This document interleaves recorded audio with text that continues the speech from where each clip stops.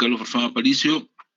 Soy el docente de neurología del segmento de medicina interna, o mejor dicho, soy docente del segmento de neurología del curso de medicina interna. Bueno, yo trabajo en el Hospital Antonio Lorena, he hecho la especialidad en el Instituto Nacional de Ciencias Neurológicas, y vamos a hacer pues lo que toca de neurología, a tratar de abarcar todos los temas, que es amplio, tratar de abarcarlos al 100%. Le pido las disculpas del caso, bueno, tengo que plantearles ahora, las clases en la mañana, yo no tengo tiempo en la mañana para hacer teóricas, entonces tenemos que quedar un horario, o ustedes tienen que quedar un mejor horario por la noche, cualquier día, para poder hacerlo. Claro, el viernes hemos quedado, he tenido problemas con el internet, estoy con Claro, pero de mañana yo voy a hacer un cambio a Movistar, porque claro, no tengo una buena señal. Bueno, comentarles un poco, neurología es bastante para lectura, pero también siempre es importante nuestra herramienta lo que es la historia clínica y tratar de llegar a los síndromes y de ahí al diagnóstico, ¿no?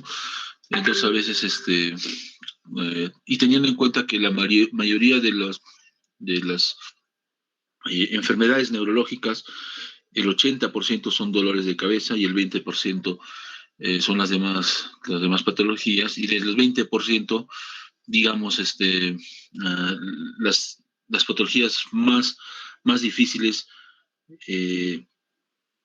como digamos, una esclerosis lateral amiotrófica o tal vez por ahí una esclerosis múltiple, no son tan frecuentes en nuestra, ¿cómo se llama? Acá donde estamos viviendo, ¿no? Bueno, tal vez a veces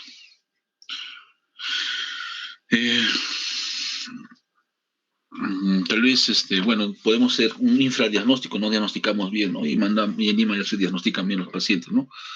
Pero en sí, no son tan frecuentes, ¿no? Vuelvo a insistir. Bueno, lo que me toca ahora hacer es la lectura del sílabus, chicos, qué es lo que tenemos que revisar durante estos meses que vamos a estar con ustedes, ¿no? Vamos a hablar primero de enfermedades cerebrovasculares. Me parece que es la persona, el médico, el doctor que hizo sílabus. Me parece que es interesante como primer tema enfermedades cerebrovasculares. ¿Por qué? Porque dentro de las enfermedades cerebrovasculares tenemos lo que es el stroke o el infarto cerebral. Y está en boga ahorita dos tratamientos, uno que es la terapia endovascular y el otro es la terapia trombolítica. La terapia endovascular no tenemos no tenemos terapia endovascular no tenemos acá en Cusco, en Lima sí.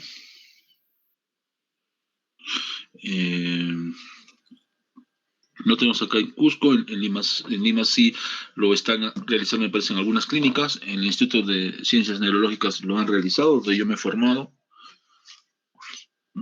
Bueno, para llegar, claro, al tema del cómo he hecho en el Instituto de Ciencias Neurológicas, para yo llegar a este instituto he pasado por muchas situaciones. Vamos a hablar un poquito de eso, en el cual yo he estudiado en Bolivia 3 años, ¿no? Siempre el carácter es importante, no he tenido carácter, tal vez por la formación que me dieron, la educación que me dieron mis padres, he sido un chico muy, digamos, muy callado, tal vez muy tímido, no conocer la vida. Entonces, por temor acá también al UNSAC, que es un examen muy difícil, yo hice un mes de vacaciones, un mes de una academia en la UNSAC, o sea que todo era difícil, lo que había estudiado en el colegio no había nada, pues, ¿no? Y por problemas en la casa, entonces dije, voy a estudiar medicina y me mandaron para Bolivia, ¿no? Bueno, ya fui a Bolivia sin conocer, duré 2, 3 años, allá hay un tema, como ahora está pasando con los venezolanos, hacia los peruanos, que los bolivianos siempre nos tenían mucho rencor por ser peruanos, ¿no? De todas maneras, nosotros los peruanos allá no nos comportábamos bien. Nosotros los peruanos allá, los limeños que llegaban, los de la costa que llegaban robaban, siempre eran, pues, robaban, no mataban allá a los bolivianos, ¿no?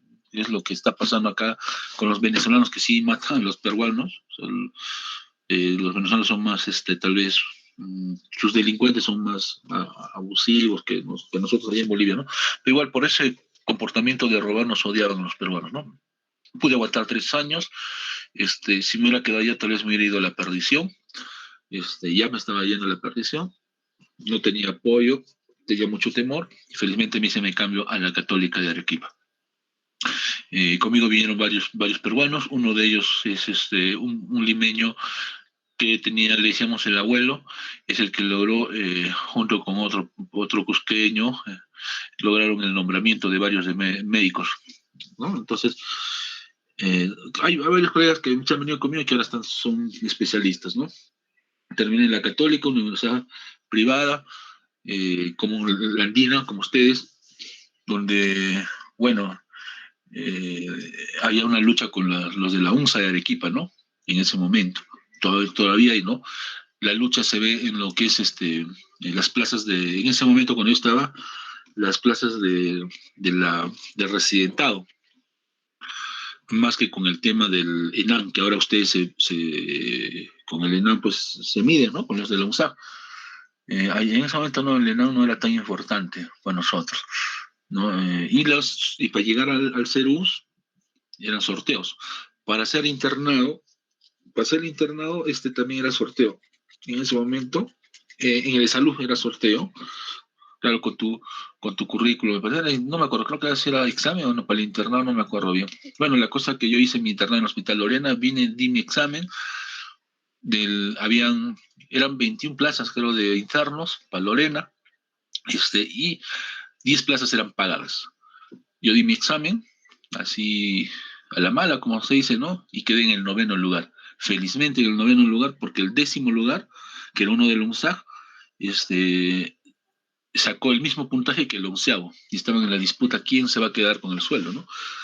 Si yo hubiera sido el 10º, hubiera tenido problemas, porque tal vez me hubieran quitado a mí el sueldo, ¿no? Pero felizmente el 9 no me pagaron mi sueldo, ¿no? En ese tiempo pues, se pagaban los 10 primeros, ¿no? Ahora creo que se pagan a todos los internos que van. Ahora más con la pandemia, todos los internos están pagos. Y bueno, de ahí terminé en la Católica, mi internado, hice mis segundos en Apurímac y después me fui a trabajar a Sicuani, 5 años trabajando, y yo siempre quería nombrarme. Mi meta era nombrarme porque siempre veía que el nombramiento era más fácil para hacer la especialidad. Entonces, lo logré. Una plaza por concurso, o bueno, cuatro plazas por concurso para nombramiento en Sicuani, me presenté, y bueno, quedé en el 5º lugar. El examen lo había dado más o menos, no sé cuánto saqué, creo que saqué 14 o 15 sobre 20, pero yo tenía un currículo porque ya tenía pues varios años trabajando allá, tenía un currículo de médico general, más o menos, tenía cursos, capacitaciones, diplomados en ese momento. Entonces, pero bueno, igual no el 4º lugar, no le pude alcanzar el 4º lugar, ¿no? Entonces quedé 5º lugar, pero se abrió una plaza y como había quedado elegible, me dieron mi plaza, en Pitomar. Ya estaba nombrado y ahora tenía que hacer la especialidad. Me nombré el 2011, a finales del 2011, 2012 sale mi fecha de mi resolución de nombramiento, y al 2000, no, yo me voy a hacer la especialidad. Ya trabajo años, un año trabajé de nombrado, y el 2013, o sea, 2 años me quedé, 2 años, claro, 2012 y 2011, 2012, y el 2013 me fui a hacer la especialidad, ¿no? Como nombrado era más fácil el examen, lo único que yo me propuse es aprobar el examen. Voy a aprobar el examen, y aprobando el examen voy a tener varias plazas. Y dicho hecho, bueno, en Alianza Psicoanalítica éramos 2 nombrados que nos presentamos a neurología. En neurología elegí por el tema de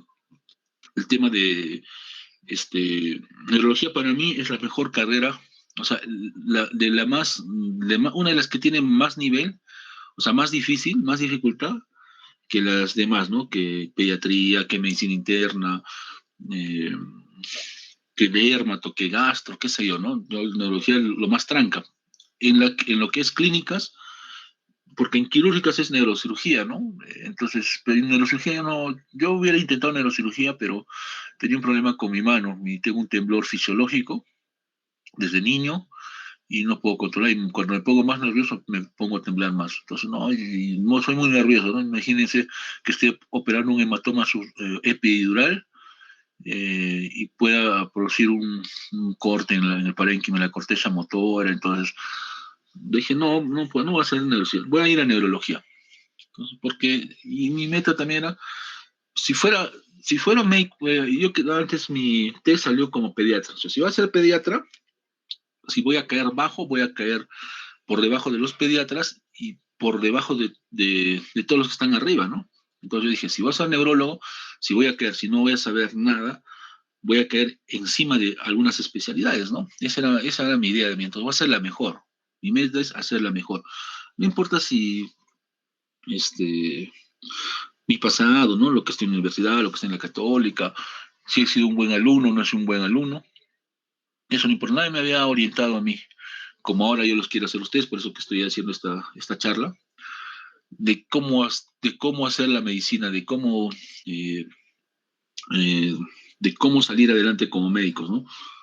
Entonces, me presenté con mi otro colega y mi colega ingresó en el primero, eran una plaza y él ingresó a esa plaza, pues, ¿no? Y yo quedé como aprobé, quedé para la segunda opción y donde se quedaban todas las plazas que no habían sido elegidas.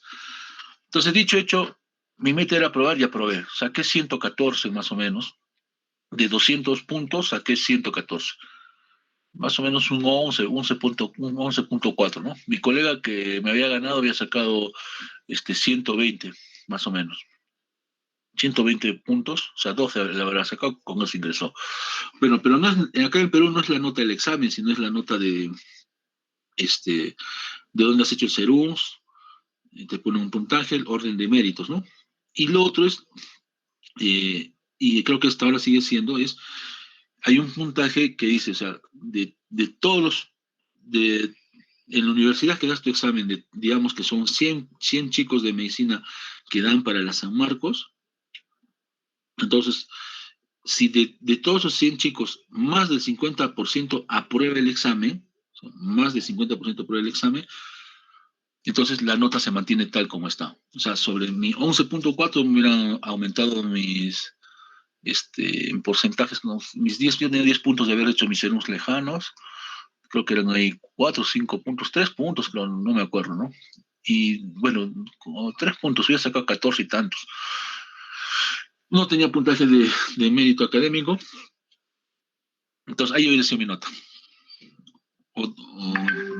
Claro, o 2 puntos me hubiera aumentado por el tema de mis serums. No lo sé, pero acá en el Perú, hasta la fecha que yo hice reciente, el 2013, y tal vez un par de años más, no sé después cómo será, lo que pasa es que nadie, o sea, no es que nadie, sino hasta esa fecha y 2 años más, es que no aprueban el 50% de los médicos que se presentan. A nivel del Perú, no aprueban el 50%. Entonces, en la San Marcos no aprobaron, pues, de los 100 chicos, digamos, entre comillas, que dieron el examen, no aprobaron, pues, solo aprobaron 20, 30 nomás. Dentro de ellos, yo era uno de los que había aprobado. No con buena nota, bueno, había aprobado el examen, era mi meta, lo logré. Y por ese motivo de que no habían aprobado más del 50%, nos aumentaban un puntaje. Creo que nos aumentaron en las San Marcos a los nombrados, a los nombrados porque es diferente de los libres. Nos aumentaron algo de 16 puntos en las San Marcos, me parece para esa fecha. A los libres creo les aumentaron 8 a 10 puntos. No habían aprobado tampoco más del 50%. Y lo otro yo dije, voy a hacer en la San Marcos, ya me había presentado anteriormente en la Cayetano, en la San Martín y en un equipo, no había ingresado. Y vi que la San Marcos era, pues, tenía más plazas. Yo dije, no, yo creo que en la San Marcos con unas plazas lo voy a hacer, lo voy a coger. Y lo cogí, ¿no? Entonces, no me vine a Cusco, pero averigué en Cusco hay menos plazas, definitivamente. El examen es el mismo, pero hay menos plazas y más gente que se presenta. Y con mi nota, no, tal vez no hubiera ingresado a Cusco, es la verdad. Pero sí lo que he visto en Cusco es que el puntaje que les aumentan en Cusco es mucho mayor que aumentan en Lima. En esa fecha que di el examen, a toditos, no solamente a los nombrados y a los libres, les aumentaron más o menos 21 puntos. Entonces, sobre eso calificaron, ¿no? Entonces es así, ¿no? Y yo dije, por eso, la meta era probar, lo logré. Entonces, tuve plazas para elegir. En segunda instancia elegí, tenía todas las plazas menos pediatría. Todos de pediatría se habían cogido hasta el último. En la segunda vuelta, o sea, en el segundo sorteo que yo estaba dentro, en el 11º lugar. O sea, los 10 primeros habían elegido pediatría y neurocirugía se había ido. Los dos, neurocirugía y pediatría, ya no había. No había oftalmo, de principio oftalmo ya, al principio oftalmo se voló, en el primer grupo, o sea, en el primer sorteo, todos agarraron oftalmo, no, nadie renunció a oftalmo. Oftalmo es una plaza muy, muy peleada a nivel del Perú. Entonces no había en oftalmo, no había neurocirugía y no había pediatría. Pero tenía cardio, tenía gastro, tenía cardio en el 2 de mayo, tenía gastro en el 2 de mayo, en el Loaiza, en el Hipólito Unanue, en varios hospitales había cardio, gastro, dermato también parece que había una plaza por ahí. Tenía una que se llama anestesio oncológica, pero yo decía, pucha, anestesia oncológica es operar, hay que operar, no, no quiero operar yo, no me gusta más. Y era en el instituto, bueno, en el Instituto de Neoplásicas de Lima. Y yo decía más que todo por no operar, pero si me hubiera gustado tal vez hubiera ido, ¿no? O si hubiera sido mi meta esa, ¿no? Y tenía del instituto, tenía como 4 plazas. Tenía también la del 2 de mayo, neurología del 2 de mayo, y también de Loaiza, había una plaza para elegir. Pero dije yo, voy al mejor lugar, al Instituto Nacional de Ciencias Neurológicas. Bla. Bueno, ya viendo eso, estuve formado ahí 3 años, 3 meses me fui a México, al Instituto ¿cómo se llama? Instituto de Neurología y Neurocirugía Manuel Velasco Alvarado, el Instituto de Neurología en México. Es un gran instituto. Y al Instituto Nacional de Salvador Subirán, que es el Instituto de Neurocirugía y Neurología, roté lo que es terapia endovascular con el maestro Centeno, y en el Instituto Subirán roté lo que es electromiografía, el electroencefalograma y electromiografía, más electroencefalograma porque la electromiografía nunca me ha llamado la atención. Con el doctor, el maestro Bruno Estañol, grandes maestros. Si tendría que comparar con los maestros de acá, tal vez uno o dos se parecerán a ellos porque esos maestros saben todo, publican miles de artículos, no como acá se publican artículos descriptivos. Ustedes van a ver tal vez por ejemplo, ¿no? La doctora Pilar Macetti, que yo le tengo mucho aprecio porque me ha ayudado bastante, pero las publicaciones que tiene la doctora Pilar Macetti, que es una gran profesional, sáquense de lo que se puso la vacuna, pero sabe bastante y ha publicado también artículos, pero son artículos descriptivos, eh, puramente descriptivos la mayoría. Comparas con la publicación del doctor Centeno, Marcos Centeno, del doctor Bruno Estañol de México, son artículos no solamente descriptivos, sino son estudio de casos, doble ciego, ensayos clínicos. Escucha que tú ves esa gran diferencia con ellos, ¿no? Entonces, y ellos tienen mejores publicaciones y lo otro, tienen más humildad. Ellos no te tratan, te enseñan, no te tratan mal, te acogen, cuando tú vas allá te acogen como uno de ellos, ¿no? Entonces, y te dan todas las facilidades para que tú aprendas, ¿no? Entonces, mientras más capos son más humildes esos maestros, ¿no? Acá en Perú, los maestros pues a veces son más capos y se creen lo, lo último, ¿no?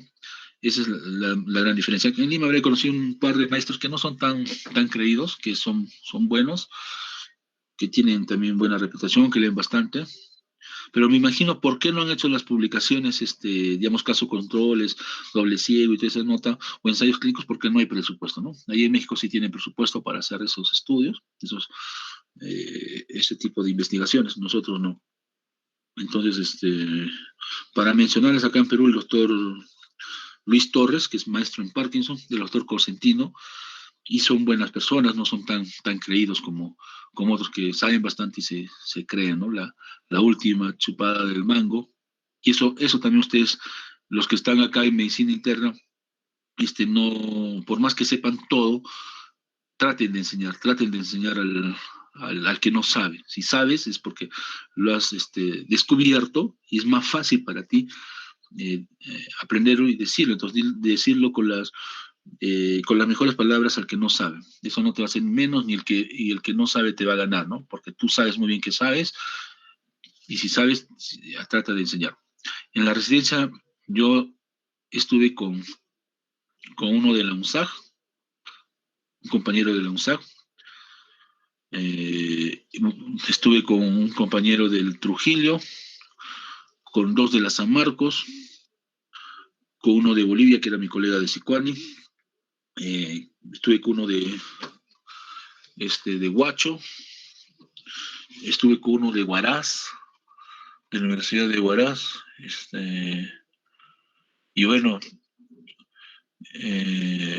los de San Marcos, sí, pues sabían bastante, leían. Los de San Marcos, el doctor Luis Torres, cuando rotamos lo que es Parkinson, lo que es enfermedades neurodegenerativas como el Parkinson, él nos decía todos los días que nos daba, cada internet nos decía, ¿sabes qué? Tomen estos artículos y léanlo. Y nos daba los artículos el doctor, los imprimía y lo leen y temprano, vienen 7 de la mañana y me lo repasan. Ya, entonces, y eso era, ¿no? Entonces, o a veces nos decía, nos mostraba los artículos y el de la San Marcos agarraba y el artículo más difícil, él se lo llevaba, eso de genes. Y a veces el doctor nos decía, ya, ustedes tráiganme un artículo de tal tema, ya. Entonces el de San Marcos, el de genética traía siempre los más trancas, ¿no? Y empezaba a hablar, o sea, impresionaba el del San Marcos al doctor, ¿no? Que esto es de Parkinson, que este gen, que este... Y el doctor pues quedaba sorprendido, ¿no? Porque el hombre era muy, o sea, eh, bueno, quería demostrarnos que le interesaba aprender bastante, ¿no? Bueno, yo solo hacía las cosas más fáciles, trataba de hacerlo más fáciles, incluso los artículos más pequeños, porque no me alcanzaba el tiempo. Y mi otro colega, el de la UNSAG, que estaba conmigo, también no le interesaba también así tanto como el de San Marcos, pero cuando estamos rotando ahí en el hospital, preguntaban, pues yo no tenía buena base porque nadie me había dicho lo que yo les voy a decir. No tenía ningún familiar médico, no tenía nada de nada. Entonces, rotábamos con el de la UNSAG a mi lado y el de la UNSAG preguntaba lo que me preguntaban a mí, él respondía. Por ejemplo, a ver, en neurología, si estamos, una pregunta de neurología, digamos, ya en degenerativas, ¿no? El Parkinson, ¿cuáles son sus síntomas no motores? Preguntaba el doctor, un ejemplo, ¿no? El maestro, pucha, y yo no sabía, pues, ¿no? En ese momento. Bueno, tampoco ahora, no, bueno, sí sé un poco. Eh, y él no respondía, me quedaba callado y el otro colega es alteración del olfato, lo que es el estreñimiento, la depresión, trastorno del sueño. Al toque respondía y yo quedaba mal, ¿no? Y después como si nada. Entonces, a mí me di cuenta de que el, lamentablemente, igual que la Nacional de Trujillo, porque hay un colega de la Nacional de Trujillo, este, eran buenos chicos, leían bastante, pero tenían una mala formación como personas. Y eso nunca va a cambiar. esa formación siempre va a ser así.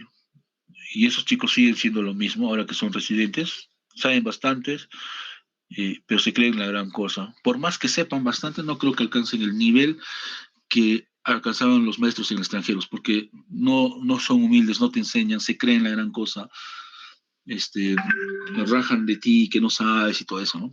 Entonces, chicos, no sean así ustedes, si saben bastante, enseñen, sean como los grandes maestros a nivel mundial que enseñan, ¿no?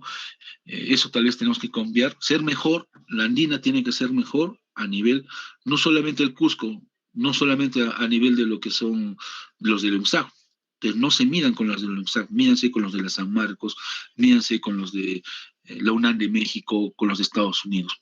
A ese nivel tenemos que llegar, ¿ya? Pero siempre manteniendo la unidad. Entonces, ¿qué se necesita para en todo lo que he aprendido y hasta ahora? Este, recién aprendido con lo que es sufriendo, se podría decir con las lágrimas, porque esa persona que a mí yo me sentía muy mal, cuando el doctor movía la cabeza, no sabes, de la Católica de Arequipa, porque te preguntan, ¿de qué universidad tú eres? La Católica. A ustedes también les van a preguntar, cuando han internado, como hacemos acá, ¿de qué universidad eres? Y si no has respondido bien, mueves la cabeza, pero fuera de eso te sientes mal. Como persona te sientes muy mal, este, te da ganas de renunciar, te da ganas de irte, pero ¿qué te detiene a no irte, de renunciar? Es la vergüenza que vas a pasar con tus padres, la vergüenza que vas a pasar con tus demás colegas, y por eso no renuncias y sigues como humillado, pues ahí, ¿no? Por por más que estuviera bien, el maltrato que sufres a veces, ¿no? Eh, en esos lugares. Entonces, no hay que ser así, y para que no pase eso, ¿qué tenemos que hacer? Lo único es, de lo que he aprendido, es la lectura, leer, leer, leer. Hay gente que puede tener mucha memoria, este, eh, esa memoria, bueno, es bueno, ¿no? Lo que tengan, pero hay gente como yo que no tenemos buena memoria. Pero por más que no tengamos memoria, cuando lees se te queda lo más importante. Y esa lectura gánenlo ustedes desde ahora, lean todo lo que puedan, porque desde que se forman, es la lectura queda para toda la vida. Después es difícil, después tienes un hijo, tienes una hija, tienes otro hijo, tienes tu esposa, tienes trabajo y ya no puedes leer como antes quisieras. Como están ustedes solos, la mayoría, imagino, si algunos ya tienen hijos, también, pero lean. Esa es la primera parte que tienen que hacer, leer. Y la segunda parte es el saber qué leer. Eso también, y ahora que ya me he formado, yo, bueno, el semestre pasado estaba enseñando lo que es semiología y medicina interna. Y bueno, semiología es también un poquito tranquila, bajar información, este, entonces, mm, hay que bajar información y es un poco pesadito de inglés. Este, este, entonces es un poco pesadito, ¿no? Entonces, pero ahora que tienes las posibilidades económicas, eso es de la otra parte también, una tercera parte.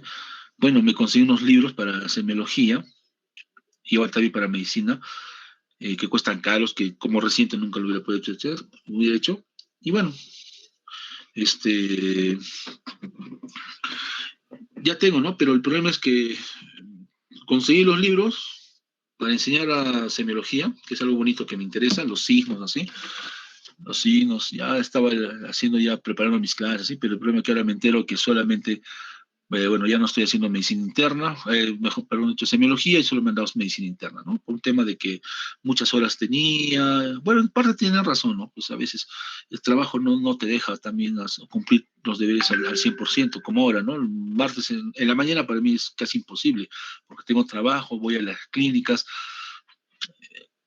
es que tengo que balancear también, ¿no? O sea, yo tengo que ver pacientes, si no los hago, por más que sea un pago extra del paciente, aprendes viendo paciente. Cada vez aprendes una cosa más, una otra cosa más. Algunos pacientes vienen interesantes, algunos casos son interesantes, que vienen a la clínica porque ahora esto con la pandemia no quieren ir al hospital. Y te saca de contexto, ¿no? Porque, por ejemplo, un ejemplo, dice la literatura, todo paciente, no hay que pedir tomografía de la cabeza, solamente se pide tomografía cuando hay un déficit motor, un signo neurológico, algún tipo de signo neurológico. Y las características de la cefalea en los dolores son fuertes, insoportables, ¿no? Con vómitos y todo eso, ¿no? La edad, ¿no? Los pacientes menores de 5 años, mayores de 60 años, tienes que pedir tomografía, dolores de cabeza intensos. Pues mi paciente viene y un señor de, creo, 40 años, con dolor de cabeza no tan fuerte, pero sí persistente, más de un año de evolución, a veces asociado a náuseas, otras veces no. Más parecía un tema de estrés porque el señor tenía problemas. No era necesario pedirle tomografía, no entraba en el parámetro que dicen a nivel mundial que no debe pedir tomografía, solamente a personas que presenten ciertas características. Y bueno, yo soy médico neurólogo que pido tomografías casi a todos los que presentan cefaleas por estas situaciones, ¿no? Le pedí tomografía, antes de pedir la tomografía le examiné, evidentemente, no había ningún signo de focalización, no había ningún signo meningio, nervios craneales están conservados, incluso los campos visuales que le examiné, la visión estaba conservada. Le hicimos la tomografía y sale al día siguiente de la tomografía, tiene eh, un tumor profundo, grande, que me parecía que debía comprimir las vías ópticas, porque estaba encima del quiasma óptico, y me sorprende, pues, ¿no? Mucho mal pronóstico de este hombre, y bueno, no tenía gran cosa clínicamente, ¿no? Entonces, me sorprendió. Es por eso entonces que voy a la clínica, es por eso que aprendo bastante en la clínica, y bueno, retornando al tema, me había preparado para la semiología, pero bueno, ahora no voy a hacer la semiología, pero no voy a tener mis libros para mí, voy a dedicarme solo a medicina interna. Y lo segundo que es, primero es leer, tienen que leer, insistir en leer, tienen que leer. Y lo segundo es, ¿qué leer? Claro, es importante, si ustedes tienen el Last Today, leer el Last Today. Y lo que aprendí yo en la residencia son los artículos. ¿Y qué artículos? Artículos que son publicados en lo que es el, la Universidad de Washington, de Estados Unidos, donde tienen un buen mecanismo de control de artículos. No cualquiera puede publicar ahí. A ver, hagamos un artículo de cefaleas o de infarto cerebral. Lo presentamos y les apuesto que no nos van a aceptar. Tienen que ser buenos artículos. A nivel mundial es una de las mejores páginas, para mí la mejor página donde se publican los mejores artículos de todas las enfermedades. Me parece que de neurología es el mejor. No sé de la de cardio, no sé si utilizarán la Universidad de Washington.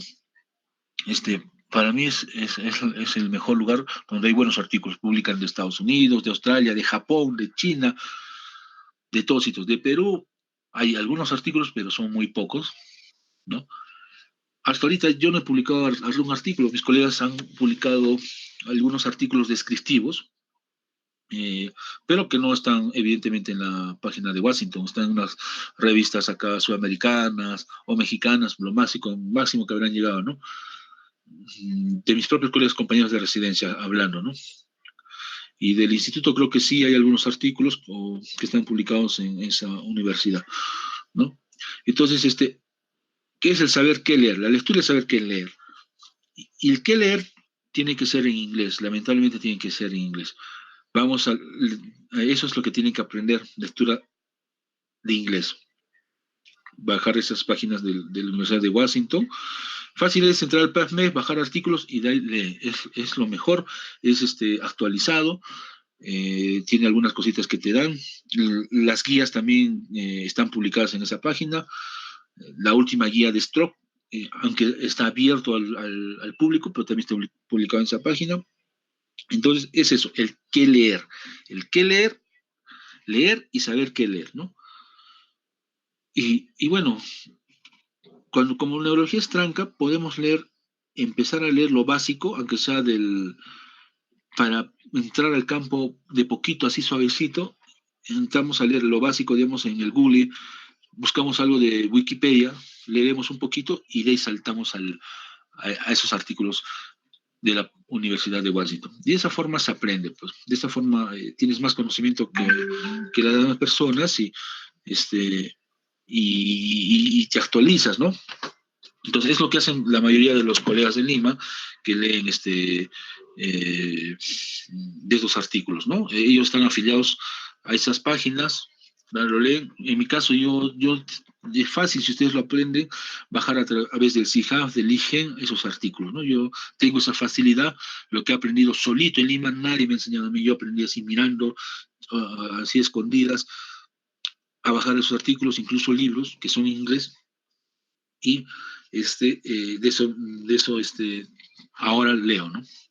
Entonces, regresando al tema del sílabos, en mi experiencia personal que les conté, lo que les voy a pedir es leer y saber qué leer.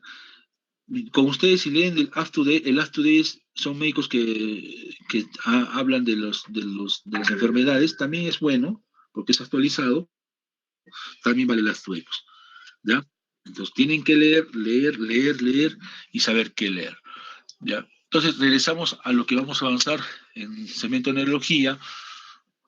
El stroke es importante, por eso lo han puesto, para lo que es la trombólisis y lo que es la terapia endovascular. Nosotros debemos dominar la trombólisis. La terapia endovascular le daremos un pasadito, pero la trombólisis sí. Que a nivel mundial sigan. Aunque en México el maestro Centeno no le gustaba la trombólisis, estaba en contra de la trombólisis.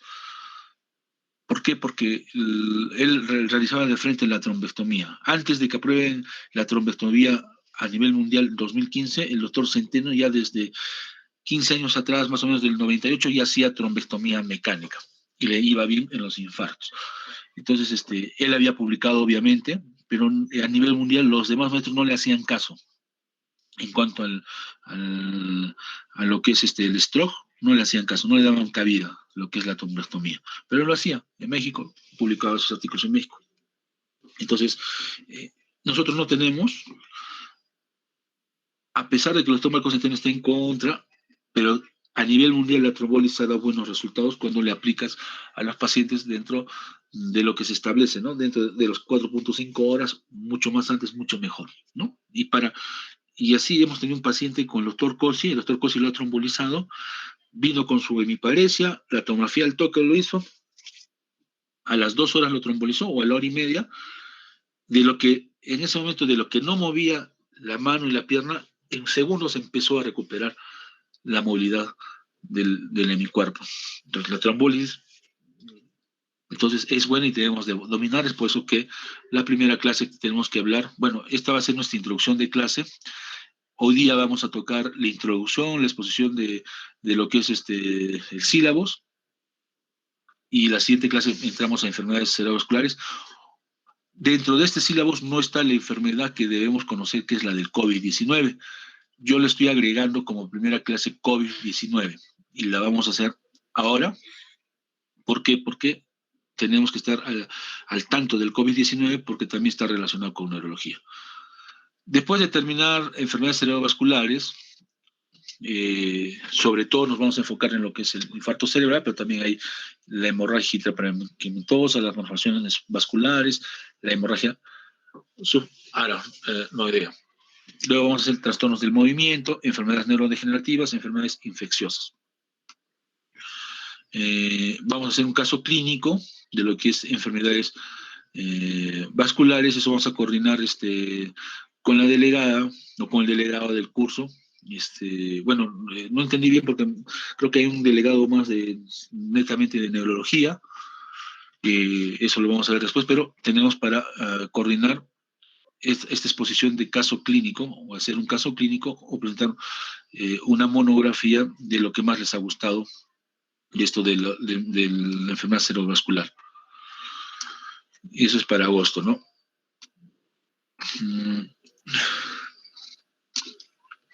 Aquí está el stroke. Bueno, esto no sé si lo haremos, ¿no? Tal vez sí lo vamos a hacer. Acá dice confección de 2 murales, cómo reconocer listos, cómo prevenir listos, participación en campañas. Como todavía estamos en pandemia, no sé si tal vez en agosto ya estemos vacunados y volvamos a la normalidad y podamos juntarnos en las clases y poder desarrollar estos murales, ¿no? Vamos a ver si lo hacemos o tal vez lo vamos a hacer vía virtual, dependiendo de cómo esté nuestra situación actual. No es lo mismo las clases presenciales que las clases virtuales, es verdad.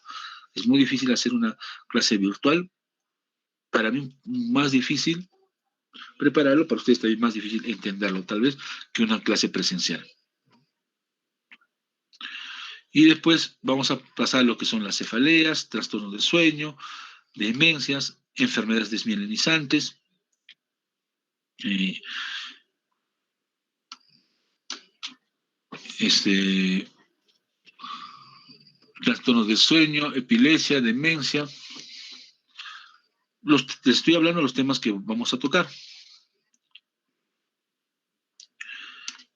Lo que es enfermedades del sistema nervioso periférico, las radiculopatías, las neuropatías, las enfermedades de la placa motora, las miopatías, síndrome de hipertensión endocranial, hidrocefalia, tumores craneales, metástasis cerebrales y neuropediatría. Entonces, creo que esos son los temas que vamos a tener que abarcar. Tratar de abarcar al 100%. Es bastante, pero vamos a tratar de hacerlo en resumen y las cosas más importantes que nos interesan a nosotros. ¿Ya? No sé si tienen alguna pregunta aquí hasta el respecto. Chicos, ¿me han escuchado? Sí, doctor. Sí, doctor, sí escucho. Sí, doctor, creo que no. Ya. No hay ninguna pregunta, entonces son los temas. ¿Cómo va a ser acá dice varias cosas que deberíamos hacer, ¿no? Entre los dos, por ejemplo, en el primer tema, desde endocrino.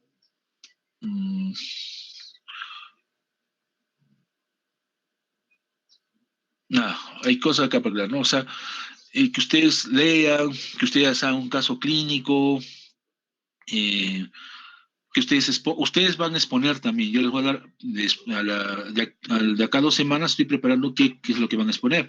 Se van a formar más o menos 6 grupos o 7 grupos de 5 o 6 personas y van a hacer exposición. Entonces, pero la mayor parte de clases va a ser la exposición mía, con preguntas mías, ¿ya? Y bueno, las exposiciones de ustedes, ¿no? De esa forma, vamos a hacer caso clínico también. Yo voy a hacer exposición de caso clínico. Primero un caso clínico que yo lo voy a resolver y ustedes después tienen que resolverlo. Entonces, de esa manera vamos a trabajar también casos clínicos. Y bueno, ¿no? Y generalmente, si es virtualmente, la mayor parte de las exposiciones van a ser mías. Ustedes también van a exponer, ustedes van a tener una sola exposición por persona o por grupo, y con eso vamos a terminar las clases. El examen van a ser 2 exámenes, vamos a sacar las fechas, 2 exámenes, primer examen y segundo examen.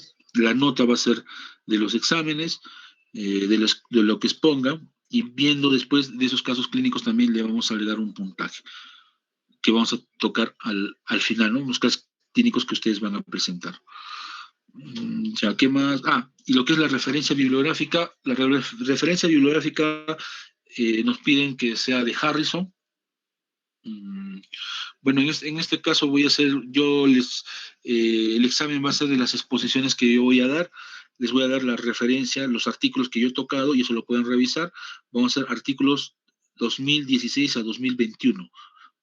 En algunos casos tendremos algún artículo 2007, 2008, si son buenos artículos, pero vamos a hacer 2020, por lo general 2020, y si se puede 2021, tocar artículos, y de eso va a ser la bibliografía de las clases. O sea, yo expongo las clases y les voy a pasar a la delegada el artículo que ha revisado. Por lo general va a estar en inglés, pero la clase es en español, entonces no hay ningún problema. Pero si alguien quiere revisar el artículo, lo van a tener a la mano, de ahí van a hacer la bibliografía. Harrison no me parece que está completo. Te ayuda un poco, pero no para neurología. Yo creo que lo más importante es la revisión de artículos, tocar los temas de artículos. Y como dije, de la página de Washington, ese va a ser mi estilo de trabajo con ustedes. No sé si tienen alguna pregunta, chicos, para pasar a la primera clase de medicina interna. Doctor, sus diapositivas nos va a compartir. Claro, mis diapositivos tengo que compartir porque de ahí tienen que leer para el examen. ¿Otra pregunta?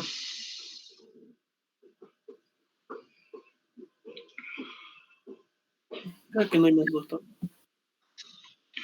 Ya, entonces vamos a pasar a lo que es hay que quedar esta semana qué día pueden de noche para que ustedes me digan que no sea, puede ser todos los días, pero sí puede ser todos los días, yo creo, ya, en la noche, por favor, de 9 a 11, sería una buena hora para mí, por favor, ya, ustedes queden y me avisan. Ya, vamos a sacar esto, pues esto.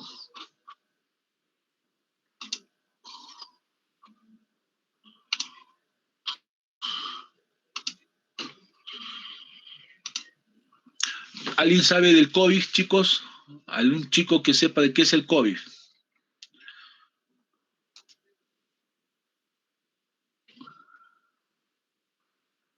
Chicos, ¿están? ¿Se han dormido? ¿Qué están haciendo?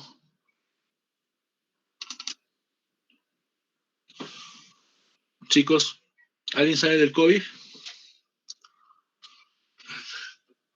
¿Alguien sabe del COVID? A ver, Alonso, Alexander, Sí, buen doctor. día. Buenos días, doctor. ¿Qué puedes opinar del COVID en tema neurológico? ¿Sabes algo del COVID con neurología? No mucho, doctor. Bueno, personalmente sí lo padece. Estuve enfermo con COVID. Ah, Eh, ¿te dio este, sí, me dio muy fuerte. el fuerte? Sí, estuve en, ¿UCI? en No. emergencia del hospital regional. Ah, sí. ¿Cuántos días? Casi un mes, doctor. Uy, pucha, bueno, ya mejor no te pregunto. Tranquilo. No, tío, no se preocupe. Quería comentarle que, bueno, este virus nuevo que apareció en 2019, que agarró frío prácticamente a todo el mundo, ¿no? Claro. Eh, a nivel neurológico, doctor, lo que pude ver es que algunos pacientes sufrían de, no sé si será secuelas, que sufrían espasmos, tem- Espasmo. ujú, hemorragias también a nivel nasal y dolores de cabezas muy intensos. Incluso había un doctor en ese tiempo de que tomó una tomografía a nivel de la cabeza a un paciente de solamente 23 años y se había formado un coágulo. Y el paciente no tenía otros factores de riesgo. Ya, está muy bien. Mm, hasta ahí, doctor, puedo opinar que no, ya más de a nivel neurológico no sé un poco. Ya, bien, está bien, hombre. Bueno, felicitarte porque has vencido la enfermedad, ¿no? Tal vez así como tú hay varios chicos, es una batalla que vences contra la enfermedad. Yo tuve mi hermano que se puso mal en agosto. Para comentarles, pues yo el COVID no me interesaba, no me interesa el COVID, de verdad, no lo tengo en mi cabeza el COVID porque primero es porque no lo conocía la enfermedad, segundo no es neurológico, yo quiero leer más neurológico. Y tercero, tengo factor de riesgo, tengo obesidad tipo 2 y entonces si me dedico a eso, tal vez puedo en algún momento contagiarme y tal vez hasta, no sé, me pasa algo grave, qué sé yo, y me pueda morir, ¿no? Entonces, por eso me alejo, ¿no? No me gusta el COVID. Entonces, y lo padecí con mi hermano, pues, ¿no? No sabía nada del COVID, yo lo tomaba a broma, tal vez, en el hospital prácticamente nos obligaron indirectamente o psicológicamente a estar en el COVID, porque como es una plaza destacado, no soy una plaza del hospital. Si hubiera sido una plaza de hospital, yo me hubiera negado, no hubiera entrado. Pero como soy destacado, tuve que decir, ya, pues voy a entrar sin saber que era la enfermedad, sin saber que era muy contagiosa, sin saber que era muy fuerte. En ese momento, cuando ingresé al COVID en marzo, no sabíamos ni los síntomas, solo los síntomas respiratorios, la fiebre. Venían pacientes con dolor de cabeza, no, eso es preocupación, tú tienes ansiedad, váyase a la casa. Pero, ¿qué tal? Ya tenían el COVID, ¿no? No sabíamos muy bien. Este, y estuve así, pasando la piola, ¿no? Felizmente no me pasó nada, estaba con tres, cuatro, en la clínica también estuve con pacientes con COVID, que no decían el paciente pues que viene con COVID, no te decían, doctor, tengo COVID, ¿no? Ellos por su temor no te lo decían, sabiendo que ya tienen, pero venían por su dolor de cabeza, ellos estaban preocupados por el dolor de cabeza. Y yo en ese momento yo no le tenía ninguna relación al COVID con el dolor de cabeza. Entonces yo pensaba que era otra causa. Y tengo una anécdota, ¿no? Vino un paciente que se había golpeado la cabeza y vino hacia mí, doctor, ayúdeme, ya, a ver, te golpeé la cabeza, lo examino porque yo lo toco al paciente, le examino la fuerza, le muevo la cabecita, rigidez de nuca y todo eso, y lo toqué, ¿no? Y bueno, había la palpación, un hundimiento a nivel frontal, me parece, no me acuerdo bien, y le pido una tomografía.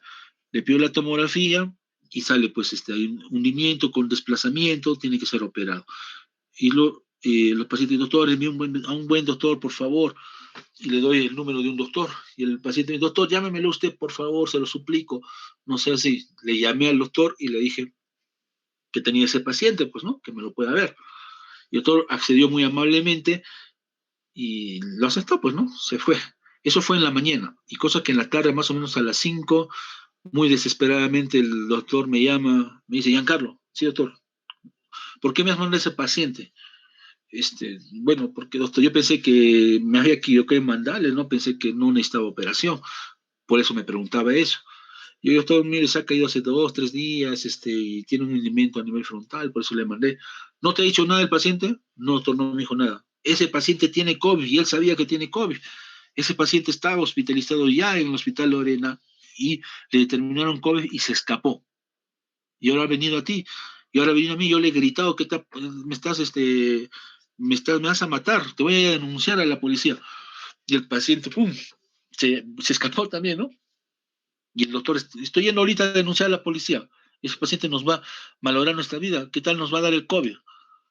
Y se fue a denunciar a la policía el doctor, ¿no? Pucha, y yo lo había tocado. El doctor me preguntó, ¿y has estado cerca de él? ¿Lo has examinado? Sí, doctor. ¿A cuántos centímetros? No sé, a 15 centímetros, a 20 centímetros. Cerca estaba el paciente, yo he examinado como si nada. Ya, no más, no me dijo más el doctor, se fue a denunciar. Y adivinen que el doctor se puso mal. No sé si se habrá sido por ese paciente, otro paciente que haya tenido, pero casi llega a intubación el doctor. Una pena realmente. Yo lo tomaba como un juego. Justo a esa fecha, agarro y me voy a Arequipa porque mi hermano se puso mal con COVID. No lo conocía el COVID, no sabía cómo era. Cuando llego a Arequipa lo veo muy mal. No era atendido en Arequipa en agosto, en julio, los últimos días de julio, donde estaba ardiendo en Arequipa los casos COVID. Mi hermano estaba muy mal. Necesitaba oxígeno, no había oxígeno, no. Tuve que estar con él y al lado de él había un montón de gente y había mucha gente que se moría, sacaban en bolsas, o sea, ya ni hacían la maniobra de reanimación, esperaban, estaban moqueando y morían y lo sacaban en bolsa. Era, pucha, y yo decía, ¿qué es esto, no? Pero me importaba, decía, que me agarre a mí, pero mi hermano es primero. Estuve con mi hermano, felizmente casi estuve 3 semanas en Arequipa, mi hermano se recuperó, casi lo llevan a intubar, se recuperó, y de ahí me di cuenta que el COVID pues no es un juego, ¿no? Es una enfermedad muy grave eh, que te puede agarrar.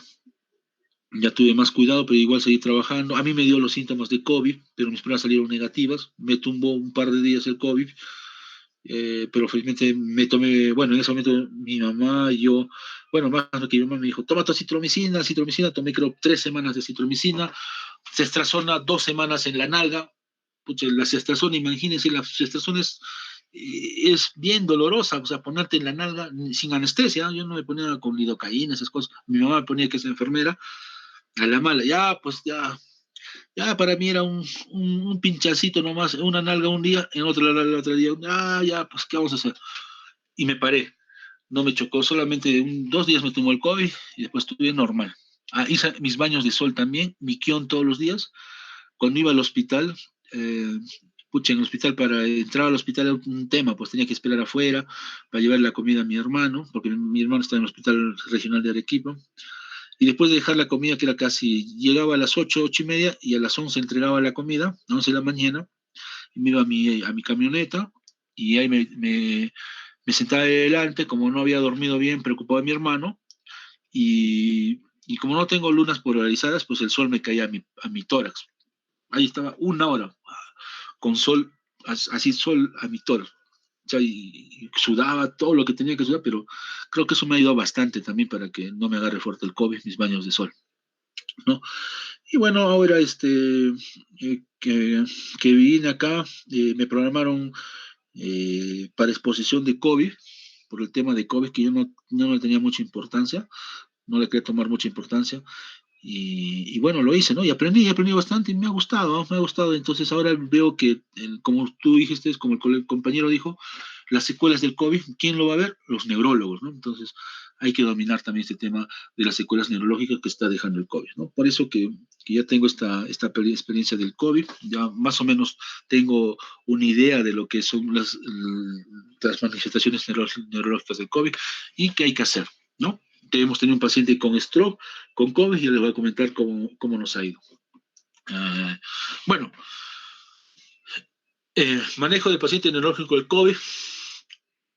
eh, Vamos a ver que este COVID afecta generalmente, chicos, esta clase es para la nota de examen también, o sea, tienen que aprender, yo les voy a dar los tips de acá y las preguntas que pueda tomar en el examen, y tienen que estar atentos, así que no se duerman, ¿ya? Esa va a ser la manera de mi forma de enseñar a ustedes para que aprendan, darles tips, que es lo que tienen que saber, ¿ya? ¿Están todos atentos, chicos? ¿Están durmiendo? ¿Están presentes? Sí, doctor.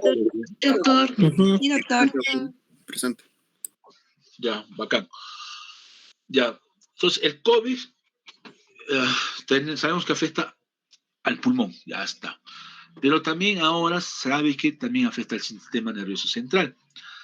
Antes de este COVID, de esta enfermedad del COVID-19, había otros síntomas respiratorios, como el COVID, que produjeron pandemias, como el síndrome respiratorio agudo severo el, en el 2002, y el síndrome respiratorio del Medio Oriente, el MERS. Síndrome respiratorio agudo severo. Nos produce también ahora el COVID, este síndrome respiratorio agudo severo producido por el COV-2, ¿no? Entonces, pero eso es por otro virus similar al COV-2, y acá también otro virus similar al COV-2 que han producido pandemias. En estas dos pandemias también han producido afecciones neurológicas, pero más se ha visto estas afecciones neurológicas con este COVID-19, ¿ya? Pero también estas pandemias han tenido algunos síntomas, algunas complicaciones neurológicas, ¿ya? ¿Dónde inició el COVID? En la ciudad de Wuhan. Esta ciudad de Wuhan, una provincia de China, que es grande, creo que es más grande que Lima. Acá hay un mercado donde venden animales exóticos, animales raros como los murciélagos y otros tipos de animales que la gente va, se compra y se come, pues, ¿no?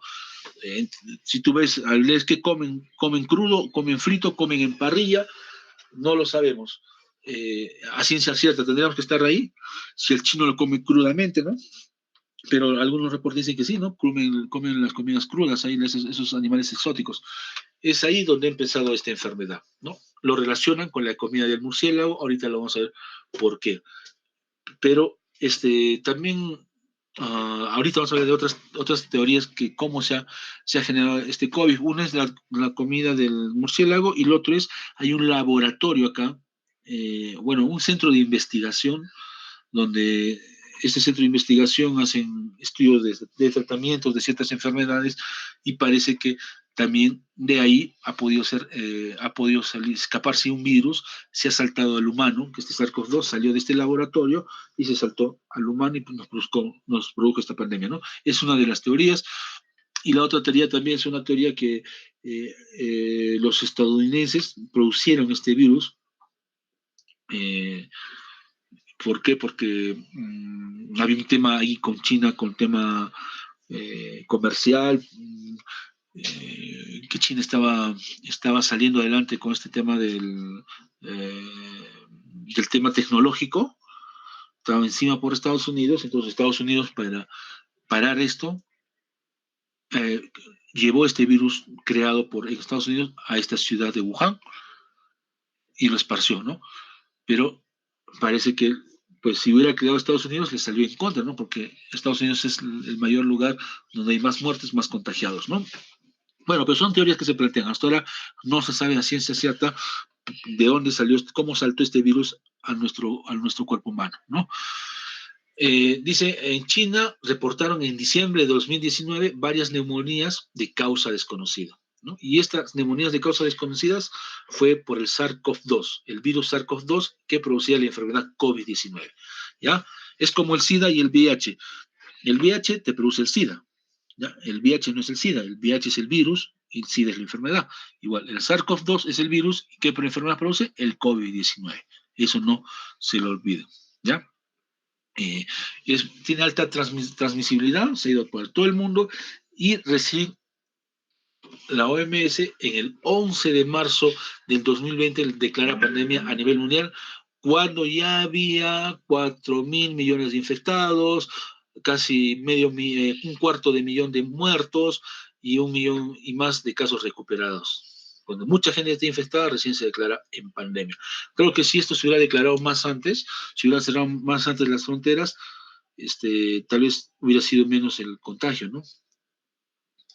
Uh, y desde entonces, y ahora ya se sabe que el COVID te produce alteraciones y manifestaciones neurológicas, como lo vamos a ver más adelante. Ya, para enero 2021 hay bastantes casos confirmados, casi 100.000 millones de casos confirmados en 218 países y casi 2 millones de muertes a nivel mundial. Son bastante muertes, como si se hubieran caído aviones a cada rato, ¿no? Ustedes cuando se escuchan de una pena, cuando un avión se cae y mueren 150 personas. Ahora no da pena que se mueran en Perú 200, 300 personas, es como si no hubiera pasado nada, ¿no? Es como, incluso hay gente que no cree en el COVID, hay gente que dice el COVID no existe, ¿no? Eh, pero no es así, es un tema muy grave, ¿ya? Y bueno, hay 64 millones de sujetos que se han recuperado en todo el mundo, una tasa de recuperación más o menos del 97%.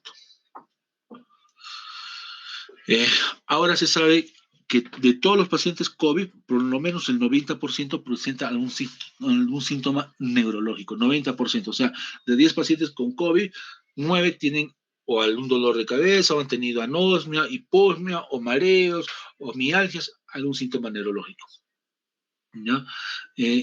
Hay síntomas inespecíficos como el dolor de cabeza, los mareos y la confusión, que se va a presentar en el COVID, ¿no? Pacientes solamente que vienen con dolor de cabeza, sin síntoma respiratorio, puede ser COVID. Paciente que viene solo con confusión, sin síntomas respiratorios, puede ser COVID. Igual, paciente que viene solo con mareos, sin síntomas respiratorios, puede ser COVID. ¿Ya? Y los pacientes que tienen el COVID grave, que hayan llegado a UCI o no, pero estaban graves, que han tenido una desaturación tremenda de oxígeno, estos desarrollan más anomalías, más complicaciones neurológicas graves, ¿ya? A comparación de los que hacen infecciones leves, no tienen tantas complicaciones neurológicas graves, ¿ya? ¿Qué es el virus? Es un virus tipo ARN, sentido positivo, tiene un genoma grande, 2672 kilovatios, tiene una forma de corona, por eso coronavirus, con un diámetro de 80 a 120 nanómetros, no se ve, no lo podemos ver. No sé, ha salido una película, es de un actor me parece, de Irán, que fue a Estados Unidos y hizo su película, y en pues no se ve uno de los episodios en el que este hombre empieza con un matamoscas a golpear la pared. En Estados Unidos, ¿no? Se había alojado en un lugar, en una casa de estadounidense, ¿no? Y el hombre de un momento a otro agarra el matamoscas y a golpear la pared por todo lado. Y los estadounidenses le dicen, oye, ¿qué tienes? ¿Qué estás haciendo? Estoy matando al virus. Así es. Y dices, ¿cómo vas a matar al virus si no lo ves, ¿no? Porque es muy pequeño. Si lo veríamos, tal vez, si fuera como una araña pequeñita, nos defenderíamos, ¿no? Pero no lo vemos, pues es muy pequeño. Por eso Por eso es muy, muy infectante. Hay varios tipos de coronavirus, son 4 tipos: el alfa, el beta, el gamma y el delta coronavirus. Este coronavirus puede causar en humanos y en animales desde un resfrío común hasta infecciones respiratorias graves, ¿no? Y falla multiorgánica. Este es el famoso coronavirus. Entra al cuerpo, tiene forma de corona, tiene varias proteínas y hay una proteína en especial que ahorita vamos a ver. Es la proteína, esta es la proteína S, la proteína espiga, que se une al receptor ECAS2, que ahorita lo vamos a ver, y ingresa a la célula. Y como es un virus ARN, se replica, nuevamente sale y nuevamente se sigue replicando y así. Tiene una reproducción, da una reproducción alta, ¿no? Hay varios tipos varias variantes que ya para el año pasado se había visto que había este coronavirus, ¿no? Estas variantes, el HOV, el OC43, el 229E, el SARS-CoV-2, el HCO1, el MERS-CoV, el NL638, pero ahora han aparecido variantes Inglaterra, variantes de brasileña, variantes sudafricana que tienen más alto contagio y más alta letalidad aparentemente, ¿ya? ¿Y por qué lo relacionan con el murciélago? Porque en el murciélago se ha encontrado el virus, ¿no? El SARS-CoV RAF G13 es de 79.5 a 96%, pues por eso dicen que es del murciélago ha saltado al humano, este virus, ¿no? También se ha visto que este SARS-CoV-2, el que nos afecta, se reproduce muy poco, pero se reproduce en el riñón del murciélago Rhinophilus sinicus, ¿no? Entonces, es por eso que le echan la culpa al murciélago. No se sabe bien a ciencia cierta, hasta ahora no se sabe si realmente es por el murciélago. No tenemos ese dato, pero por esta razón lo relacionan con el murciélago. Bueno, este virus, como les dije, para que este virus nos haga daño, tiene que haber esta enzima en nuestro cuerpo, receptor de membrana de la enzima convertidora angiotensina 2, ECAS2. Lamentablemente esta enzima lo tenemos en varias partes del cuerpo, sobre todo en el pulmón y en el cerebro. Es por eso que fácilmente ingresa a nuestro organismo. Los tratamientos están dirigidos a eso. No tenemos un tratamiento efectivo. Se dice que la ivermectina, que es un antiparasitario, se une a esta enzima y bloquea la unión al virus, ¿no? Bloquea que la proteína S del virus, que es la proteína espiga, se una a este receptor y por ende el virus no puede ingresar a nuestro organismo y sea eliminado fácilmente. Es una teoría, es una gran teoría, pero no está demostrado, ¿ya? Ahora, los ECAS2 están en los neumocitos y en los neumocitos tipo 2 en los pulmones. Y antes de que para este año, hasta el año pasado, en marzo, se sabía que estos ECAS2 estaba solamente en el tronco encefálico, en la corteza motora y en el RAFE. No había más lugares. Pero para ahora se sabe que está en todo el cerebro estos ECAF2, ¿ya?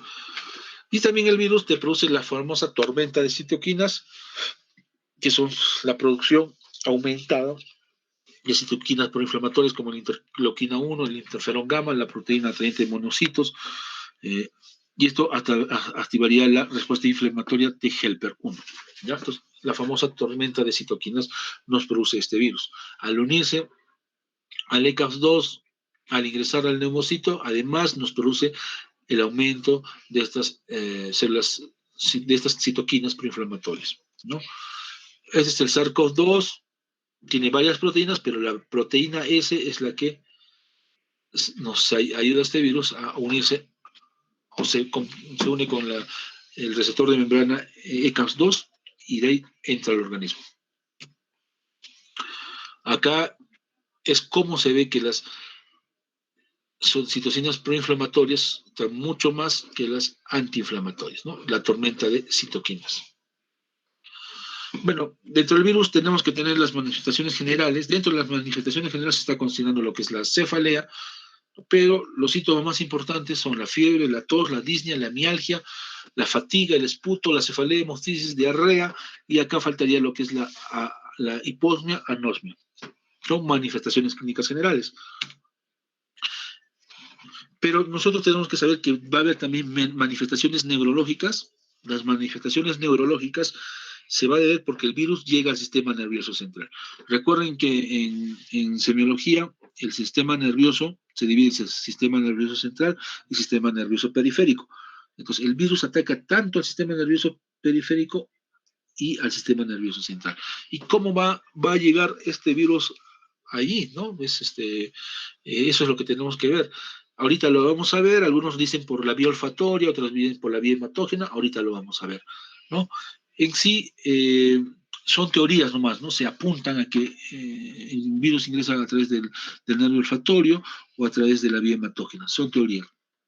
Pero lo que se ha visto es que en los pacientes que han presentado encefalitis, encefalopatías, se ha hecho el análisis del líquido cefalorraquídeo y en algunos casos, cuando se ha mandado a analizar, se le ha pedido si es que el virus está en el líquido cefalorraquídeo, ha salido positivo. ¿Ya? Y también en ratas, ratones, se ha hecho un estudio de que el SARS-CoV-2 presenta una moderada replicación en las células neuronales a comparación del SARS-CoV-9. Entonces, en estudios experimentales se replica rápidamente en células neuronales. Bueno, lo que les decía, ¿no? Ahorita vamos a ver de este doctor que informó, bueno, es un doctor que informa, es un doctor Moroguchi, probablemente de China, ¿no? Que informa es el primer doctor, Moroguchi, acuérdense, el primer doctor que informa de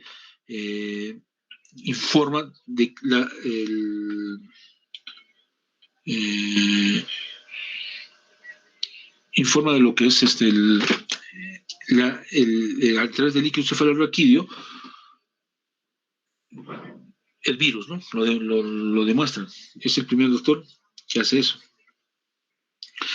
Es un doctor japonés, no es chino, es japonés, doctor Moroguchi. Es el primero en informar. Este es un paciente de 24 años que ingresa a su hospital por dolor de cabeza, fiebre, fatiga y convulsiones.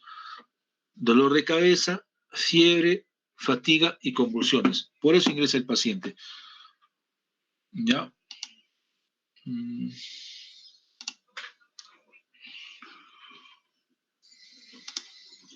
A ver. Jordi Cristian Aguilar Tamayo. Presente, doctor. Ya. El paciente ingresó por dolor de cabeza, fiebre, fatiga y convulsiones. ¿Qué diagnóstico tú le pones a este paciente con esas características? Por la situación y el contexto podríamos estar pensando de COVID-19, ¿no? Por No, los signos y síntomas. saquemos el COVID. Esto es de semiología. Tiene dolor de cabeza, fiebre, fatiga y convulsiones. Dolor de cabeza, fiebre, ya, fatiga, saquémoslo. Dolor de cabeza, fiebre y convulsiones. A ver. A ver, que te ayude alguien. A ver, vamos a ver. Ashley Yandira Farfán. Ashley Yandira, ¿está? Presente, doctor. Hola, buenos días. A ver, en semiología hemos hecho esto. Es fiebre, cefalea y convulsiones. ¿Qué diagnóstico tuvo sin COVID? Neurocicercosis, no. Fiebre no te da neurocicercosis. Ashley, dime. Doctor, preguntaríamos al paciente si ha sufrido un accidente, ¿no? Si se ha caído de cabeza o algo así. Si ha sufrido algún traumatismo. Podríamos hablar ¿no? De una hemorragia subaracnoidea. O también podemos hablar de esto, según el contexto, si es que el paciente ha sufrido, ¿no? Algún accidente o algún traumatismo. ¿Por qué accidente viene con fiebre? De haber dolor de cabeza, fiebre y convulsiones. Bueno, ya está la respuesta. En el WhatsApp está en la respuesta, no en los mensajes. Encefalitis, ¿no? todo paciente que tiene un dolor de cabeza, y también faltaría aquí alteración de lo que es el estado del comportamiento, pero tiene fiebre y tiene convulsiones, fiebre y convulsiones, acá hay un proceso infeccioso probablemente a nivel cerebral, ¿ya? Entonces, esos chicos no se olviden, ¿no? Fiebre, convulsiones, trastorno del comportamiento, alteración de la conciencia, encefalitis, ¿no? Entonces, el paciente había ingresado, había ingresado 24 años, no era, no era una persona mayor, nada, 24 años, al hospital del doctor de Moriguchi, con este problema, dolor de cabeza, fiebre, fatiga y convulsiones. Y además, alguien dijo por ahí, meningitis. A este paciente el doctor lo examina y le encuentra rigidez de nuca. Entonces ya tiene rigidez de nuca, ya no solamente es meningitis, sino es meningoencefalitis, porque la meningitis es raro que te venga con convulsiones, ¿no? Te viene con fiebre, con dolor de cabeza y rigidez de nuca, meningitis, pero con convulsiones es raro. Si viene con convulsiones, una meningoencefalitis. Entonces, por el contexto, este doctor Moriguchi agarró agarró y dijo, bueno, estamos en pandemia, entonces, pues no hace que sea un COVID. Bueno, COVID, tratémoslo como COVID. Le hicieron el COVID, salió positivo, y por los síntomas, por el meningismo, por la rigidez de nuca, le hicieron lo que es una tomografía. La tomografía salió normal, y después de la tomografía, como hacemos acá en el hospital, hicieron la punción lumbar, ¿no? En la punción lumbar, es el primero que reportó la punción lumbar, salió células, 10 células, y en total 12 células, 10 células mononucleares y 2 polimorfonucleares. No era gran infección. Las células estaban, pero las proteínas y la glucosa estaban normales. No, pero las proteínas estaban aumentadas, ¿ya? Proteínas, había un aumento de proteínas, las células estaban normales, pero las proteínas había aumento, había más de 50. El líquido cefalorraquídeo. Pero lo otro más importante es que este doctor Moriguchi le hizo el análisis del PCR para COVID, para SARS-CoV-2, el líquido cefalorraquídeo, y salió positivo. Salió positivo. Es lo más interesante. Entonces pasó a pedirle una resonancia y salió lesiones en la resonancia hiperintensas en lo que es el protocolo FLAIR a nivel del lóbulo temporal derecho y cuerno inferior del ventrículo derecho. Cuerno inferior del ventrículo derecho. Entonces, lóbulo temporal derecho y cuerno inferior del ventrículo derecho. Entonces, lo catalogó como una encefalitis y ventriculitis. Y le dio tratamiento con lo que es altas dosis de corticoides. El paciente mejoró más o menos, no mejoró al 100%, quedó secuelado con déficits neurológicos. Es el primer caso que se publica que había COV-2 en el líquido cefalorraquídeo, doctor Moriguchi. ¿Ya? Bueno, vamos a hablar cómo ingresa el virus al sistema nervioso central. Uno dicen que es por la vía hematógena, a través de la sangre, llega al sistema nervioso central. En el sistema nervioso central, recuerden que tienen la barrera hematoencefálica, es de muy difícil penetrar, pero parece que este virus le hace fácil penetrar a través de la barrera hematoencefálica. Y la otra forma es a través retrógrada, a través del nervio olfatorio, y retrogradamente se extiende al sistema nervioso central. Esto es importante, estas vías que tienen que conocer cómo ingresa el virus al sistema nervioso central. No se olviden, este es el tip que tienen que saber, chicos, de insinuación hematógena y de insinuación retrógrada.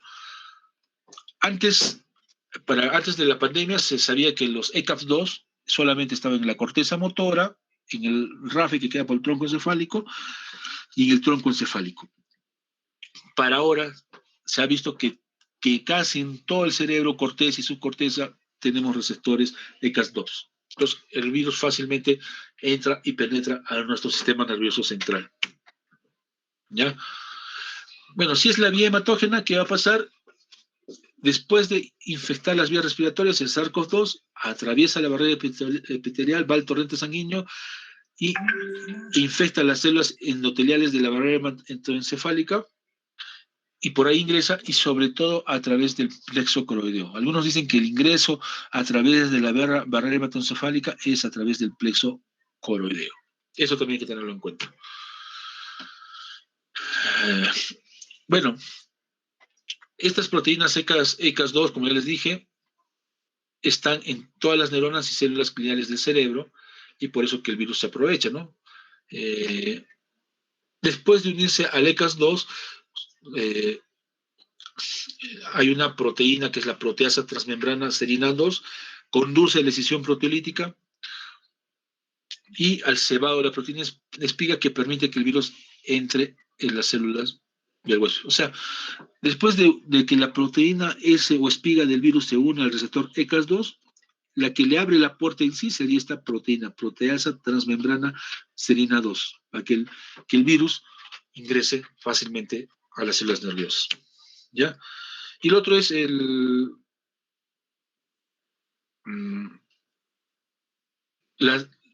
la vía retrógrada, que es la invasión del cerebro a través del bulbo olfatorio, a través de la vía transcripcional nasal superior, y que el SARS-CoV-2 se propaga transneuronalmente a diferentes zonas del cerebro. Es la otra vía. Y una vía más que están diciendo es a través de la vía gastrointestinal, la vía fecal oral. Probablemente por ahí también el virus SARS-CoV-2 retrogradadamente va a través de los intestinos, las células nerviosas, el plexo de Meissner, llega al tronco encefálico, ¿ya? Y de ahí se propaga a todo el cerebro. Pero la otra vía importante que me parece que tienen que conocer, la vía de infección al sistema nervioso central, es el caballo de Troya. Cuando el virus es atacado por los leucocitos, no solamente los leucocitos, sino los linfocitos, este virus, el linfocito lo ataca, se lo come, por decirlo así, pero no lo destruye. Y el linfocito se va por toda la sangre, llega al cerebro, y a través de este linfocito, el SARS-CoV-2 ingresa al cerebro. Esta es la famosa vía de caballo de Troya, que es parte de la diseminación hematógena, pero escondido en los linfocitos. ¿Ya?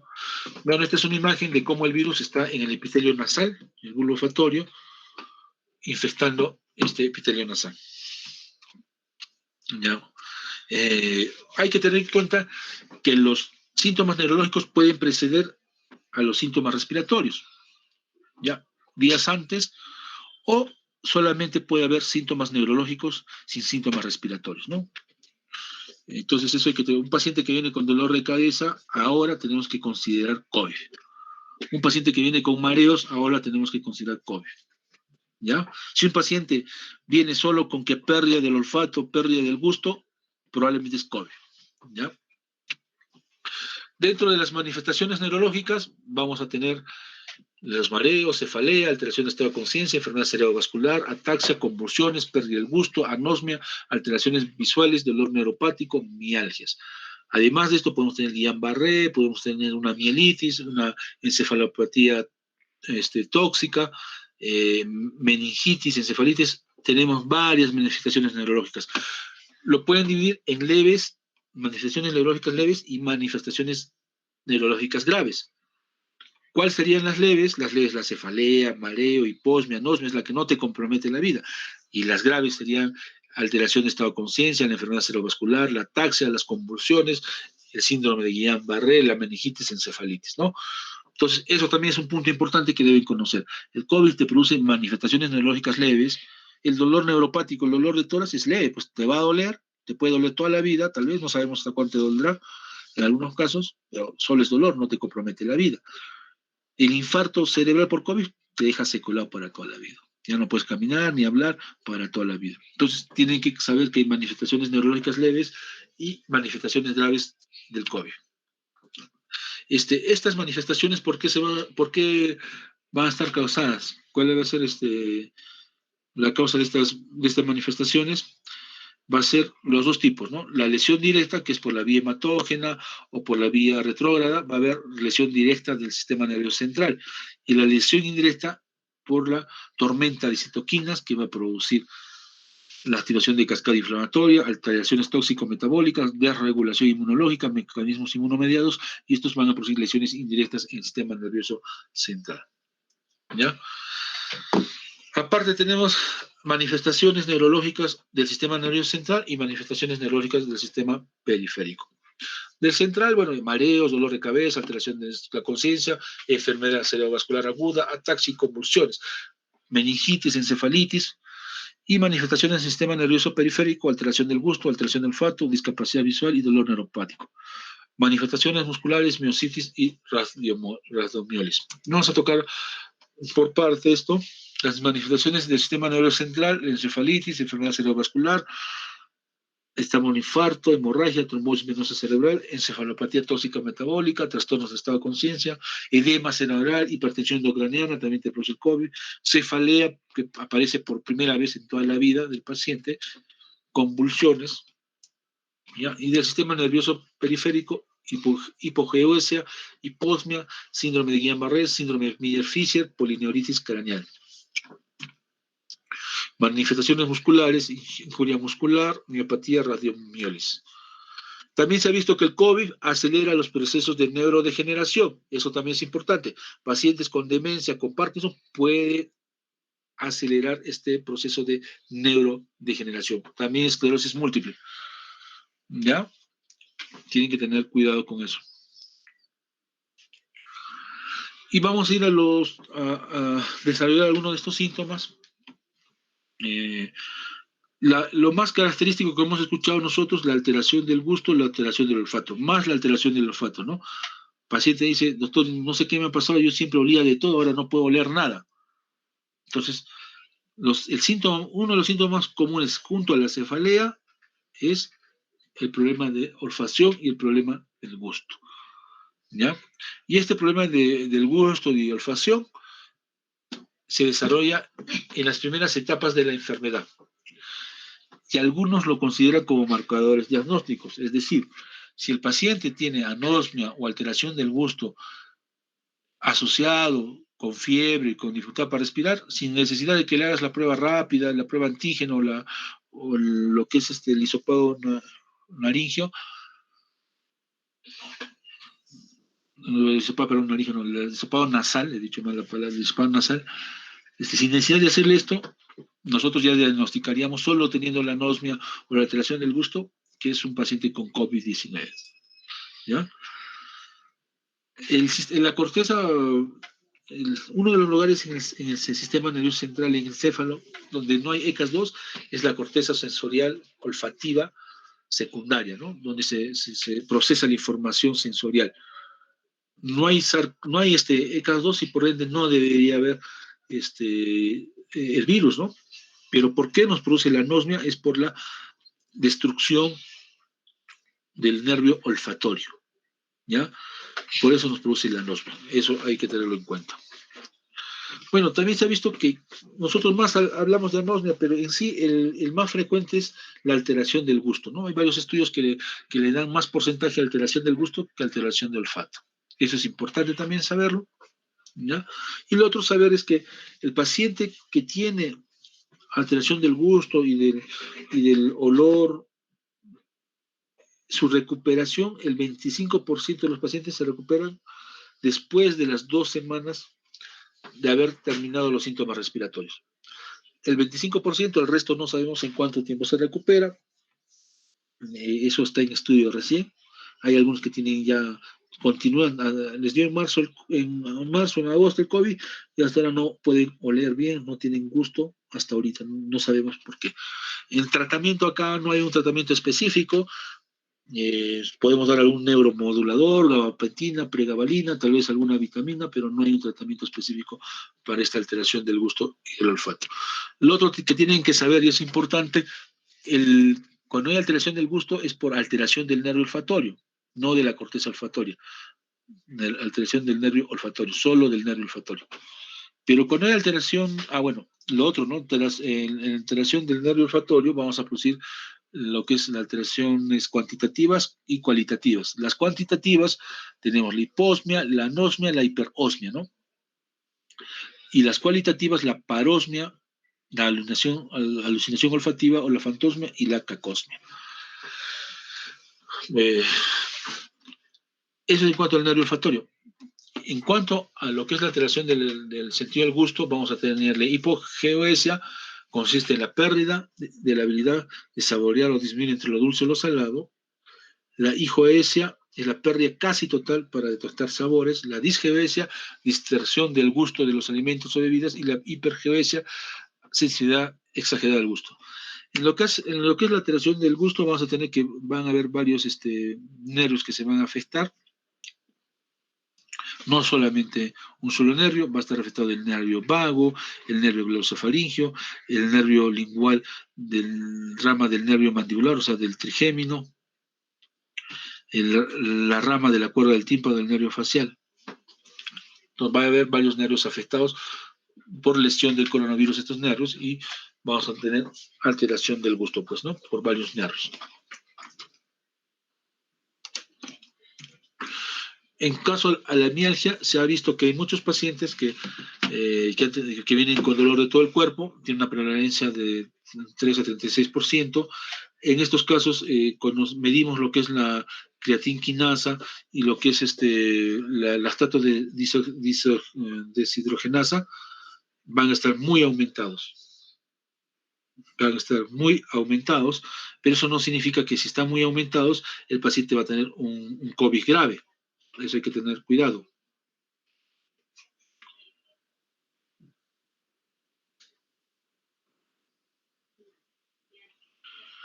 ¿Ya? No es un factor pronóstico para enfermedades graves del COVID. ¿Ya? Lo que es el análisis del lactato de deshidrogenasa. ¿Por qué se produce la mialgia? Probablemente por la tormenta de citoquinas. La cefalea es un síntoma inespecífico, es uno de los más comunes, es el quinto más común de todos los síntomas, después de la fiebre, la tos, mialgia, fatiga y disnea. Se observa generalmente al momento del ingreso, su prevalencia es del 6 al 25%.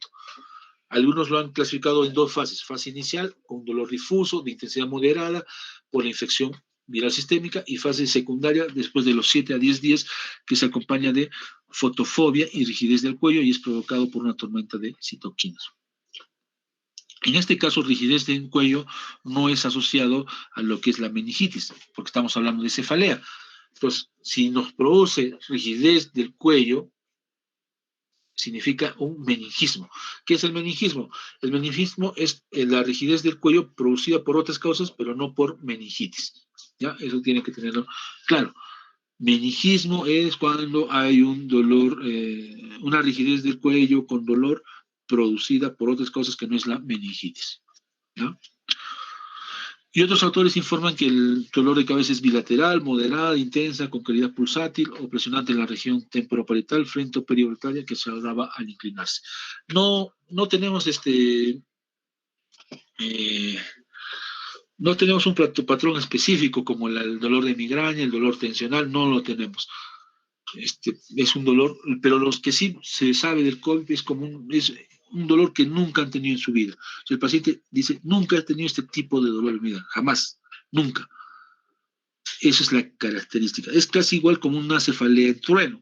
La cefalea en trueno, para hemorragia, es una idea, también el paciente tiene un dolor, nunca ha tenido ese dolor insoportable en su vida.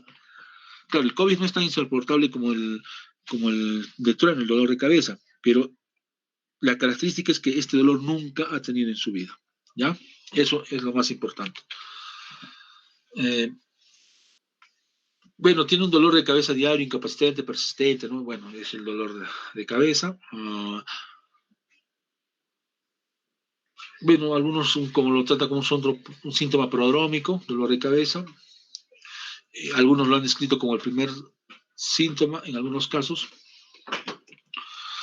Y lo otro es el estado mental alterado, la confusión, el delirio. Hay pacientes que solo vienen con estado alteración de la conciencia y puede ser COVID. No nos olvidemos de eso. ¿Ya? Tiene una prevalencia del 9%. El mareo también, hay pacientes que solo vienen con mareos y es COVID. No se olviden de eso. El 8 al 9% pueden venir con mareos. ¿Ya? Antes incluso de encontrar cefalea. Es así que tienen que tener en cuenta ustedes que todos los pacientes con mareo ¿no? Pues antes consideramos que es un vértigo, estrés, vértigo periférico, hay que tener cuidado, o el mareo puede ser el único síntoma del COVID. Entonces hay que tener cuidado siempre, ver si este paciente con mareo a la semana, a los 10 días desarrolla los síntomas respiratorios, o no desarrolla y le hacemos la prueba y sale positivo, entonces es un mareo, es un síntoma del COVID. También el COVID te trae como síntoma el mareo. Dentro de las enfermedades cerebrovasculares, la que más me interesa a mí es el tema del stroke. ¿Por qué? Por esto de lo que es la trombólisis, ¿no? Recuerden que las enfermedades cerebrovasculares se dividen en infarto cerebral y hemorragias intracerebrales, ¿no? Dentro de lo que es el infarto cerebral tenemos pues lo que es el infarto cerebral local, focal y global, ¿no? El global es cuando hay una hipoperfusión, una hipovolemia severa y produce daño subcortical, ¿ya? Ese es el global. Y el focal es producido por el infarto cerebral y por el accidente cerebral transitorio isquémico.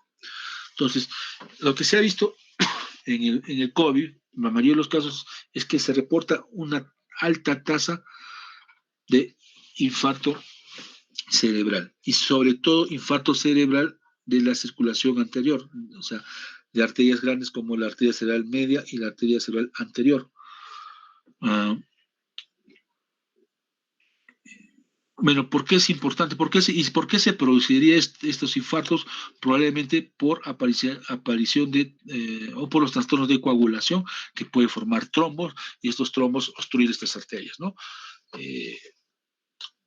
Algunos son casos graves, ahorita vamos a ver la relación. ¿Por qué es importante?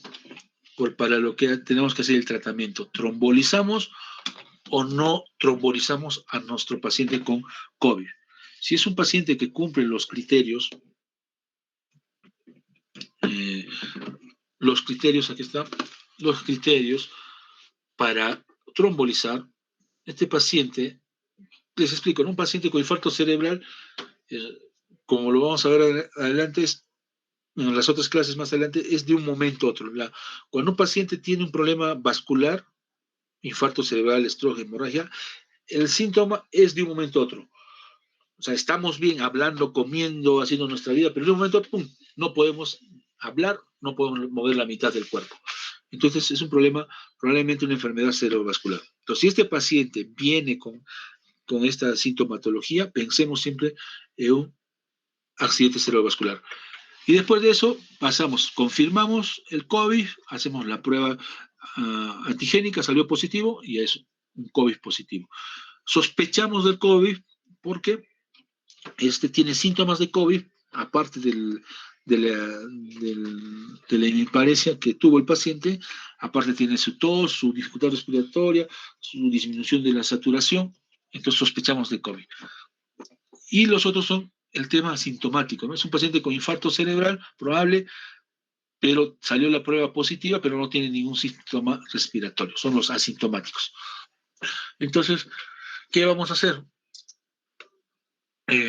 Tenemos que hacer, en este caso, para nuestro tratamiento, tenemos que hacer lo que es en los exámenes de sangre. Cuando es un paciente normal que no tiene COVID, lo único que nos pide la guía para trombolizar es la glucosa, solicitar la glucosa. Es lo único que nos pide. No nos pide otro examen, solo la glucosa. En el caso de ese paciente que estamos confirmado con COVID, o sospecha de COVID, o que es un COVID asintomático, tenemos que pedirle siempre, no se olviden, chicos, dato importante, perfil de coagulación, perfil hepático, perfil renal, ¿ya? Perfil de coagulación, perfil renal, perfil hepático y plaquetas, conteo de plaquetas. Eso es importante, ¿ya? Y bueno, después nuestra tomografía. Lo otro también que se está pidiendo es, aparte de la tomografía cerebral, tomografía de pulmones. Teniendo los resultados, vamos a ver si un ratito, por favor. Hola, buenas. Aló. Ya. Teniendo estos resultados, vamos a tomar decisiones. ¿Qué decisiones va a ser?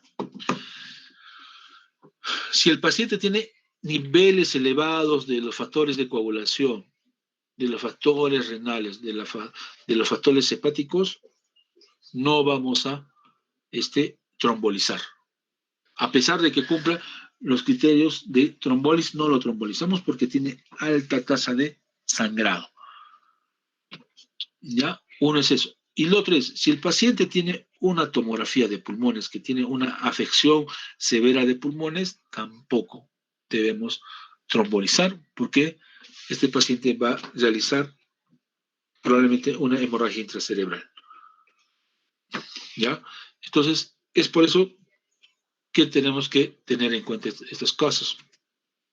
Trombolizar o no trombolizar. Es una incertidumbre, es un riesgo-beneficio, es una alta probabilidad de sangrado. ¿Ya? Es lo que dice en la guía, la última guía. Si que tenemos alteración hepática, alteración de la coagulación, mejor no trombolicemos porque el paciente va a sangrar. Para comentarles un caso hemos tenido con COVID hace un mes, en diciembre, me parece que ha sido, una señora de 50 años con antecedentes de presión alta y de un momento a otro no puede hablar ni caminar. La traen al hospital casi a la hora, 2 horas. Todo lo que pasamos a hacer nosotros, no como dice la guía, ¿no? La guía, lo primero que debemos hacer es la prueba COVID.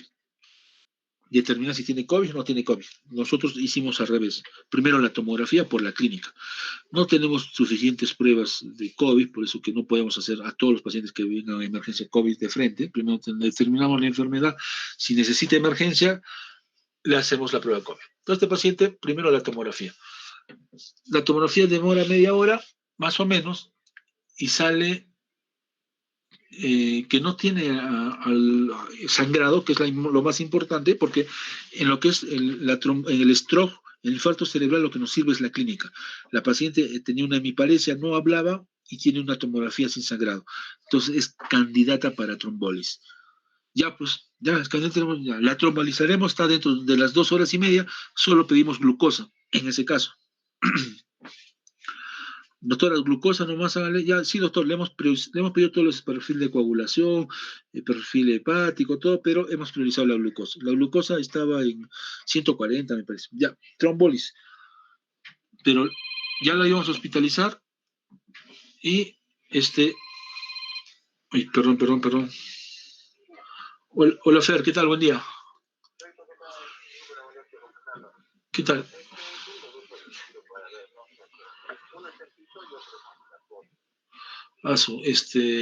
A ver, a la 1 sería porque estoy en clases ahorita. Una de la tarde.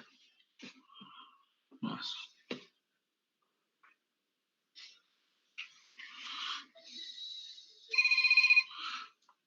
Aló, Fer, ¿me escuchas? Sí. Ajá. Ya. Que hace una semana tengo aquí y no le paso sus mareos, Ya. A la 1 podría ser. A la 1 estoy en clase ahorita, o si no, a las 12. 12. Tomo uno. 1 de la tarde está bien. 1 de la tarde está bien. 1 de la tarde. Sí, está bien 1 de la tarde. 1 de la tarde, espera. Ya, bacán. Ya, Fer, yo voy. Gracias, ya. Ya. Entonces, a esta señora le hicimos la prueba COVID, salió positivo, un gran problema porque le dijeron, pásenlo a triaje COVID está el médico general, la enfermera general, ya no se quede en emergencia, donde estaba el médico internista, donde estaba la traumación. Y la decisión, ¿trombolizamos o no trombolizamos? Ya son 2 horas y media, casi 3 horas va a ser, está dentro del tiempo. Le ofrecemos a la familia la trombólisis, se puede trombolizar, solo tiene glucosa, está normal, vamos adelante. Perfil de coagulación hepático no había salido en ese momento, pero la hora transcurría.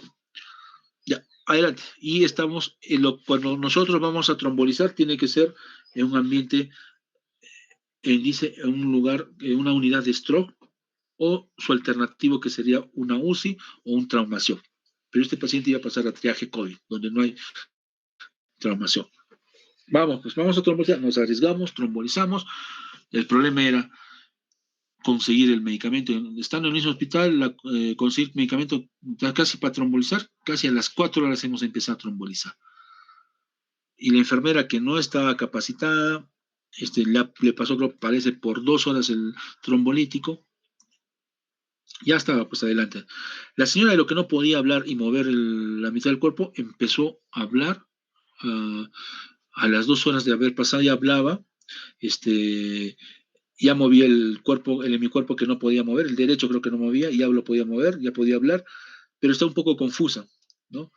Bueno, yo me fui, me retiré, la dejé hablando, le dejé moviendo el brazo, pero confusa. Me fui, la dejé, y llego a mi casa, más o menos a las 11 llegué a mi casa, y a la medianoche me llama el doctor de general, mi doctor, ¿qué ha pasado? Pucha, dije, ya, se puso mal, seguro sangró.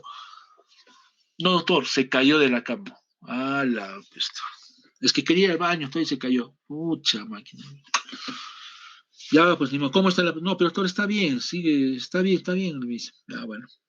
Ya, pues sigamos nomás, mañana hacemos la tomografía. Al segundo día, bien. Al tercer día, la paciente me llaman y se puso mal, se enclavó, le entubaron, le hicieron tomografía, sangrado en todo el cerebro. Entonces, y la señora estuve en ventilación, ha estado creo 1 mes, 2 meses y recién ha salido de la máquina, pero está con secuelas porque en el lado izquierdo. Entonces, en ese caso, ¿trombolizamos o no trombolizamos? Sí, hemos trombolizado, creo que hemos hecho lo correcto. El problema no ha sido el lugar, no había un lugar de traumación, un lugar de UCI, ¿no? Si hubiera habido eso, tal vez había un médico internista, una enfermera especializada que hubiera podido hacerlo, ¿no? Ahora, pero como dice la literatura, con el COVID tienen alto riesgo de sangrado. Es un riesgo-beneficio. Hemos corrido el riesgo, el beneficio no ha sido bueno, pero lo hemos hecho y el paciente ha sangrado bastante. Eso hay que tener cuidado, chicos, entonces.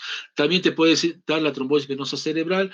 Acá la trombosis venosa cerebral, inflamación de los senos venosos. El diagnóstico es por resonancia, pero en el Hospital Lorena no tenemos resonancia, así que lo hacemos a través de una tomografía con contraste. ¿Y cómo vamos a determinar que tenga una trombosis? El paciente no va a ser de un momento a otro su estado clínico, sino poco a poco va a tener cefalea, alteración de la conciencia, vómitos explosivos, que va a decir que tiene un aumento de la presión intracraniana, papiledema, va a tener un déficit neurológico, disminución de la conciencia y convulsiones. Si este paciente tiene estas características, probablemente trombosis venosa cerebral, pedimos tomografía con contraste. Encontramos que tiene una trombosis venosa cerebral, el tratamiento es enoxaparina y mejoran bastante los pacientes. La epilepsia y convulsiones también se ha desarrollado en los pacientes con COVID.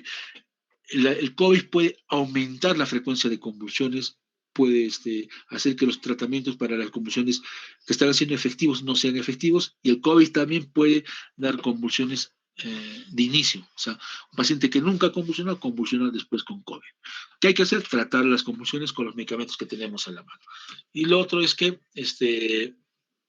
hay convulsiones pediátricas también. Las meningitis y encefalitis, si un paciente tiene alteración de la conciencia, convulsiones, mareos, trastorno de la conciencia, un cuadro característico de meningitis y tiene COVID, lo que tenemos que hacer es una tomografía de la cabeza y hacer una punción lumbar. Si en la punción lumbar sale que hay aumento de proteínas, el tratamiento es corticoides, metilprednisolona por 5 días, ¿ya? Pero si el paciente no tiene aumento en las proteínas, lo observamos, no le damos ningún tratamiento. Tratamos el tema respiratorio. Si hay una causa infecciosa bacteriana, tratamos la causa infecciosa bacteriana. ¿Ya? Hacemos líquido cefalorraquídeo y determinamos si hay COVID o no hay COVID. En algunos casos va a salir que sí hay COVID, en otros casos no.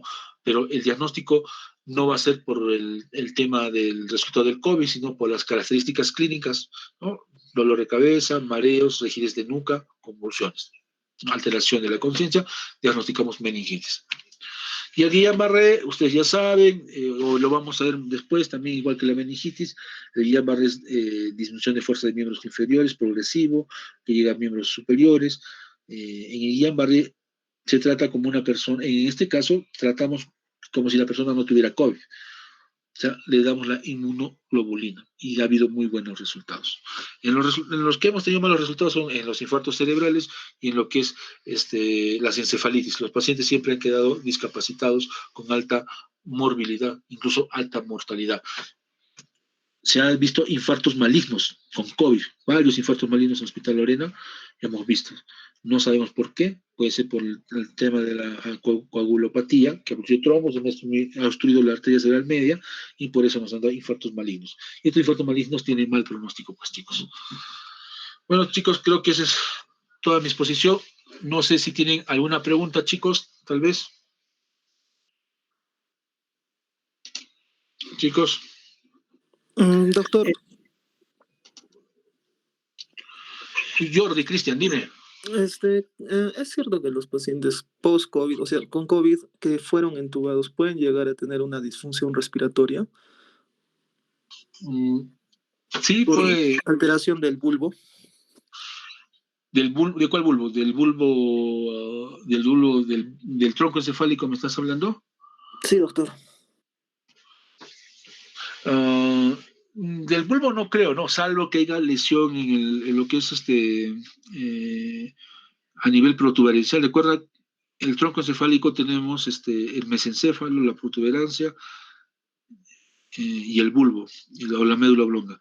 Del mesencéfalo salen el tercero, el cuarto y el sexto nervio. De la protuberancia sale lo que es el quinto, el séptimo, el octavo, ¿no? Y entre la protuberancia y el bulbo salen lo que es el noveno, el décimo y el doceavo. ¿Y quién me va a dar las ramas para el tema de las cuerdas vocales? Va a ser del doceavo nervio. Entonces, si hay lesión evidente en lo que es el bulbo y la protuberancia, por un infarto o por una hemorragia, pues vamos a tener una secuela. El paciente va a tener dificultades para el habla, incluso para la ingesta de alimentos, una secuela neurológica, como todos los pacientes que tienen infartos a nivel de esa zona. Pero si no hay lesión a ese nivel, lo que sí se ha visto es el tema de la intubación, pues te deja, no solamente los pacientes con COVID, sino los demás pacientes tienen problemas con las cuerdas bucales y con lo que es la ingesta de alimentos a largo tiempo, es una secuela crónica, ¿no? Que es algo de la parte normal que con la terapia, con la fisioterapia podrían recuperar, ¿no? No sé si te contesté mi pregunta, Jordi, tu pregunta. Sí, doctor, gracias. Mira, otra pregunta. Doctora, la consulta. Ingrid. Doctor, ¿a los cuántos días de haberse iniciado el cuadro clínico con COVID un paciente puede desarrollar un ACV? Es una buena pregunta. No tenemos los días exactos. Puede ser al momento del COVID o después del COVID. En lo que es el infarto cerebral, es más, puede venir aparte del COVID. O sea, puede haber la enfermedad de COVID y aparte el infarto cerebral. No se tiene la relación. Entonces, el infarto cerebral puede darte al momento que tengas COVID o después, no lo sabemos, no se sabe. No se sabe por qué se postula que es la coagulopatía. Y lo otro que dicen es que pueden ser infartos graves, infarto maligno, o lo otro es las hemorragias intracerebrales como una hemorragia subaracnoidea. Hemos tenido una niña de 15 años con COVID, con hemorragia subaracnoidea. Nunca hemos podido determinar por la edad.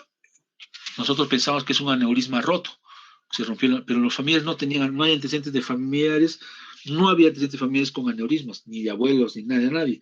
La niña por primera vez le había pasado esto. Como se complicó rápidamente, ya no se pudo hacer lo que es la angiotomografía, se murió y tampoco se hizo lo que es la necropsia, porque se puso el COVID, ¿no? Como causa de fallecimiento. Pero no sabemos si esta hemorragia subaracnoidea grado 4, Fisher 4, que es la más grave, fue producto del COVID. Entonces, no sabemos, está en estudio. Ojalá pronto salgan los estudios. ¿Alguna otra pregunta? Gracias, doctor. ¿Ya? Bueno, chicos, espero que hayan aprendido algo. Eh, vamos mm, vamos a